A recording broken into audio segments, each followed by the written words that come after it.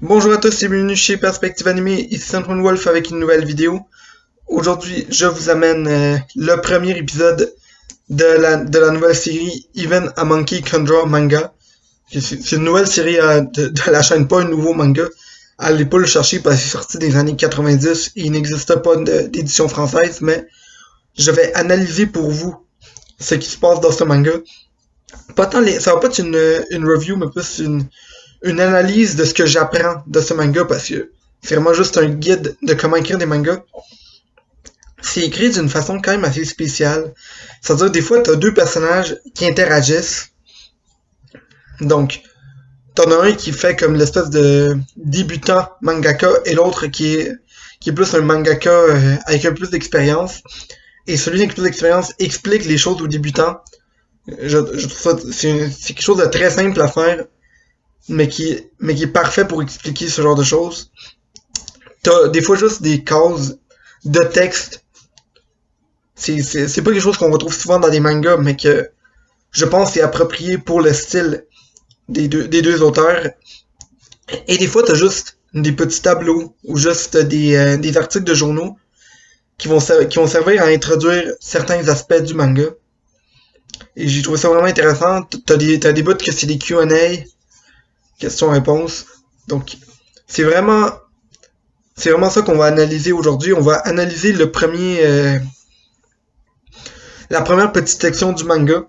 Je sais même pas si on pourrait appeler ça un chapitre, parce que je pense que ça n'inclut même pas un chapitre au complet, mais je trouve ça intéressant d'en parler, qui sont les noms de plumes, et on va lire les 4 commandements des noms de plumes, et on va tenter de les analyser pour voir si je suis d'accord ou pas avec ça, et pour voir si et peut-être donner des exemples qu'il y a pas dans le manga, parce que les exemples qu'il y a dans le manga, ça va être genre, si vous aimez le nom de plume, Kotaro Kamuchikukwa, puis je suis comme, ok, ça veut dire quoi? Non. On ne sait pas parce que je parle pas japonais. Alors que si j'utilise peut-être des noms plus en français, ça va permettre de mieux comprendre ce que les auteurs expliquent.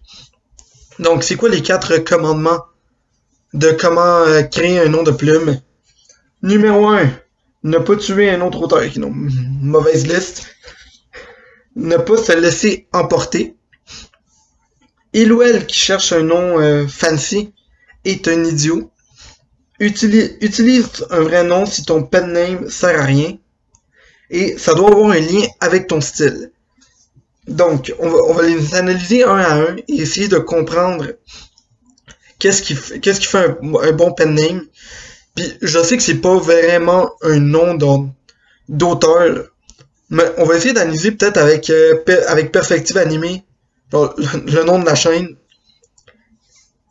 parce que je trouve que ça reste quand même un nom d'artiste que j'utilise, ou que nous utilisons en fait dans la chaîne.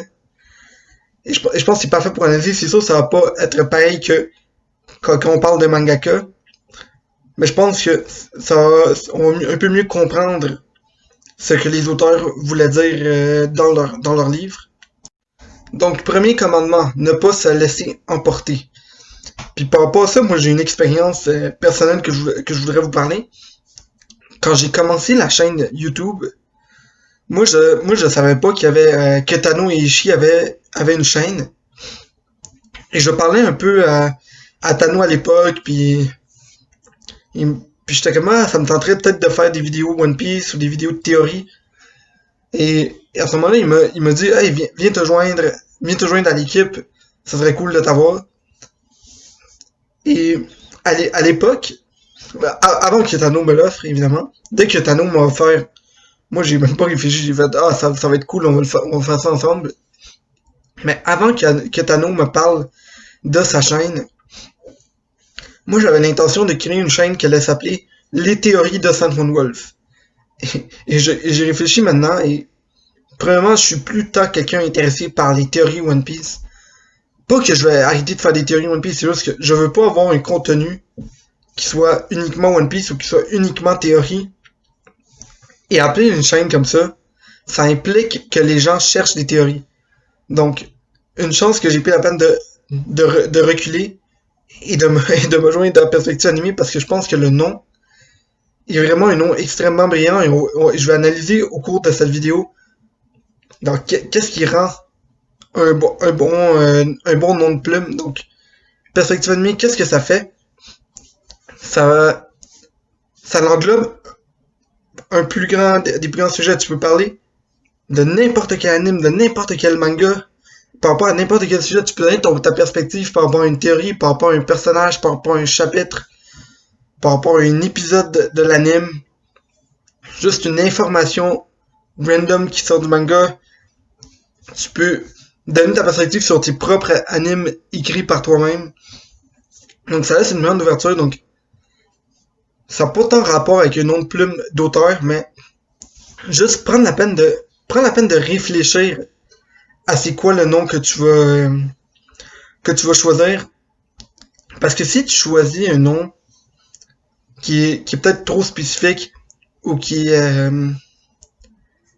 ou que t'as pas pris la peine de réfléchir à c'est quoi l'impact de ce nom-là, ça peut causer un problème. Après, le monde va, par exemple, lire ton nom, puis ils vont se dire, ah, ce gars-là, par exemple, il y a un nom qui fait penser à un certain style de manga, et quand t'arrives à lire le manga, le nom fit pas du tout.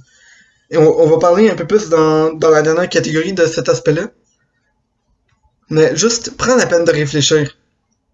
Parce que je pense que ça serait vraiment... c'est vraiment ça qui fait... c'est vraiment ça qui fait qu'un manga... Non, en fait, les auteurs l'expliquent très bien dans le manga. C'est...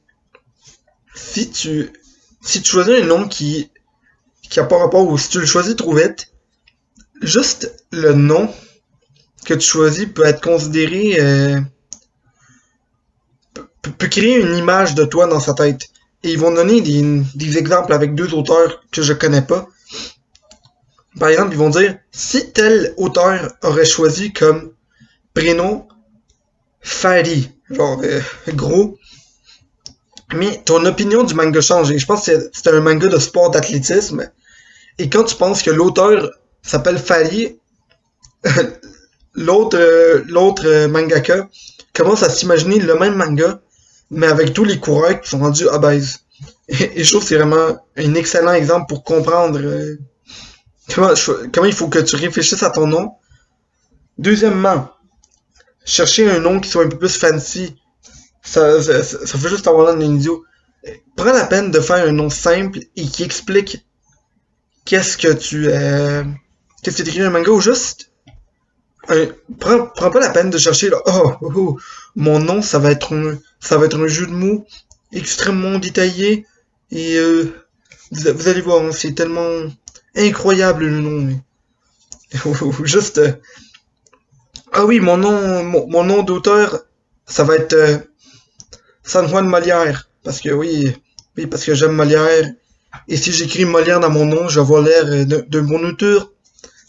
Donc, je suis vraiment désolé pour nos fans en France d'avoir fait de l'accent. Et juste prends la peine de réfléchir.